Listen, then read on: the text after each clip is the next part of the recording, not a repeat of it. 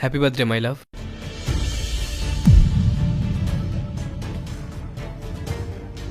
কি বার্থডে?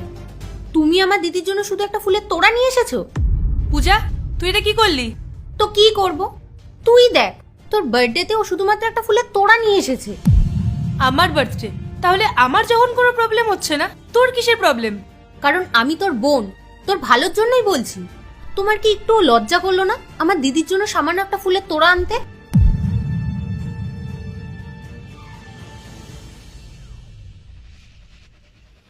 এতগুলো টাকা?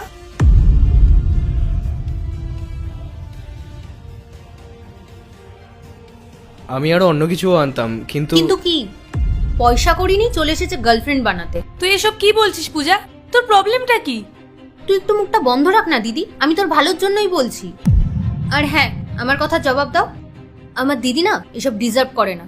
যদি তোমার আনার হতো তাহলে একটা ডায়মন্ড রিং বা নেকলেস আনতে পারতে, বা আইফোন বা এক্সপেন্সিভ গিফট। তা না, একটা 50 টাকা দামে ফুলের তোড়া নিয়ে চলে আসলে। গিফট দিয়ে কি ভালোবাসার প্রমাণ করা যায় নাকি? যদি তাই হয় তাহলে ফুলের তোড়াটা কেন আনলে? ওটাও না আনলেই পারতে। খালি হাতে কি করে চলে আসতাম?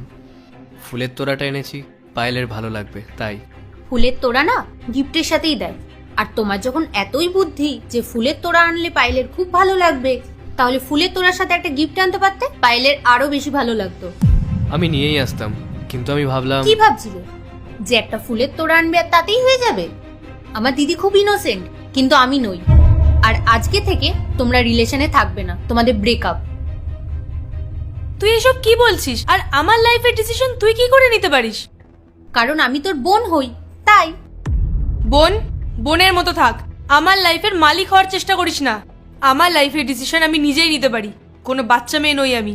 আর তুই তোর এই টাকা পয়সার লোভে কত ছেলেকে চিট করেছিস। কত ভালো ভালো ছেলে এসেছিল তোর লাইফে, কিন্তু তুই তো কোনো এমন ছেলে চাইতি না যে তোকে ভালোবাসবে। তুই চাইতি বড়লোক বয়ফ্রেন্ড, যে তোকে দামি দামি গিফটস দেবে, ইন্টারন্যাশনাল ট্রিপে নিয়ে যাবে। এটাকে ভালোবাসা বলে না বোন।